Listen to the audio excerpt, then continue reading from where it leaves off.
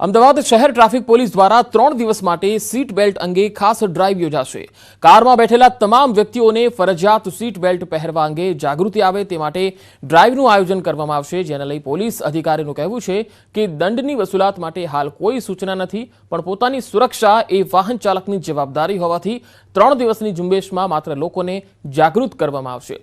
ઉલ્લેખનીય છે કે તાજેતરમાં જ ટાટા ગ્રુપના પૂર્વ ચેરમેન સાયરસ મિસ્ત્રીનું કારમાં અકસ્માતમાં મૃત્યુ થયા બાદ શહેર પોલીસે એક બીડું ઝડપ્યું છે કે લોકોમાં આ અંગે વધુને વધુ જાગૃતિ આપવામાં આવે।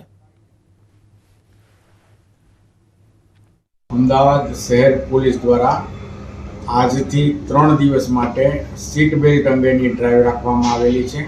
તમામ અમદાવાદ શહેરના નાગરિકોને નમ્ર અપીલ છે કે આગળ બેસેલા ફ્રન્ટ લાઇનવાળા અને પાછળ બેઠેલા બધા સીટ બેલ્ટનો ઉપયોગ કરે, ખાસ કરીને એમની જાનની સલામતી રહે, એમનું ફેમિલી સુરક્ષિત રહે તેના માટે આ ડ્રાઈવ રાખવામાં આવેલી છે। ડ્રાઈવનો ઉદ્દેશ દંડ વસૂલ કરવાનો નથી। અમે દંડનો કોઈ ટાર્ગેટ કોઈ પણ પોલીસને આપેલો નથી।